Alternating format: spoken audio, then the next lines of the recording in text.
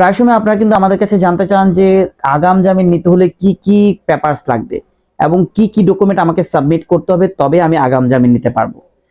এই পর্যায়ে আমি আছি advocate Mohammad Zakir Hossain, Bangladesh supreme court. এই ক্ষেত্রে আমি আপনাদেরকে ক্লিয়ার করে দেব যে আগাম জামিন নিতে হলে আপনাকে কি কি পেপারস লাগবে, কি কি ডকুমেন্টস লাগবে এবং কোথায় ডকুমেন্টস গুলো ক্লিয়ার করতে হবে। ফার্স্ট অফ অল, আপনি চান যে আগাম জামিন নেবেন। এখন সাপোজ আপনার সাথে একটা মারামারি হয়েছে, মারামারি হওয়ার পরে আপনার যে কোনো একটা পার্টি মারামারি মামলা দিয়ে দিয়েছে, 326, 307 ধারা মামলা দিয়ে দিয়েছে এবং মামলাটায় ওয়ারেন্ট হয়েছে অথবা সমন হয়েছে। এক্ষেত্রে আপনি অ্যাজ এ ভিকটিম, আসামি হয়ে আপনি আগাম জামিন নিতে চান মহামান্য হাইকোর্ট থেকে।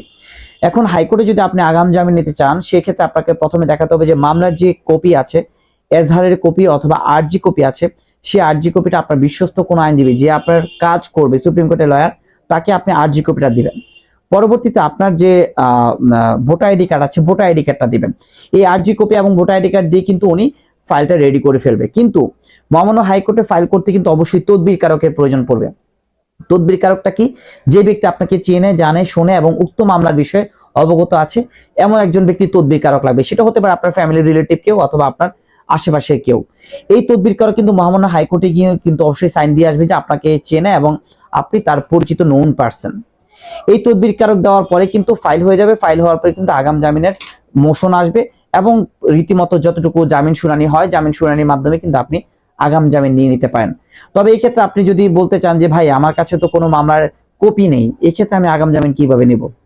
দেখেন, যদি আপনার কাছে মামলার কোনো কপি না থাকে, তাহলে বিজ্ঞ আইনজীবী আপনার মামলাটা ফাইলটা সাজাবে কি করে? সাজানোর তো কোনো অপশন থাকবে না। সো যেখান থেকে মামলা হয়েছে সেখান থেকে তথ্য উপাত্ত নিয়ে মামলা নাম্বারটা অবশ্যই লাগবে এবং ঘটনার তথ্যটা লাগবে। এই ঘটনার তথ্য দিয়ে কিন্তু আপনি আগাম জামিন নিতে পারবেন। কিন্তু আপনি যদি চান যে আমি কোনো তথ্যই দিব না, কোনো কিছুই করব না, কোনো কিছুই জানি না, আমাকে আগাম জামিন নেওয়া দেন, এটা কোনোভাবেই পসিবল না। বিকজ যখন আগাম জামিন নিতে হবে, মামলার ধারা, মামলার নাম্বার এবং মামলার যে ঘটনাবহুল, এই তিনটা বিষয় অবশ্যই উল্লেখ করতে হবে এবং মামলার তারিখটা উল্লেখ করতে হবে। এই বিষয়গুলো উল্লেখ করে কিন্তু আমরা আগাম জামিন নিতে হবে, আনলেস কিন্তু কোনোভাবেই আপনাকে আগাম জামিন দিবে না। সো যারা আগাম জামিন নিতে চান তাদেরকে আমি একটা কথা বলবো যে আপনার বিরুদ্ধে যে মামলাটা হয়েছে অবশ্যই মামলার কপিটা সংগ্রহ করার চেষ্টা করেন এবং একজন তদবিরকারক রাখার চেষ্টা করেন এবং বিশ্বস্ত একজন আইনজীবীর কাছে যান, তবেই আপনি আগাম জামিন খুব ইজিলি নিতে পারবেন। এবং কি আগাম জামিনের যে বেঞ্চ আছে সেই বেঞ্চগুলো আপনার যে আইনজীবী থাকবে সেই আইনজীবী কিন্তু উক্ত বিষয়গুলো তদারকি করে আপনাকে সুন্দরভাবে আগাম জামিন নিয়ে দিতে পারবে।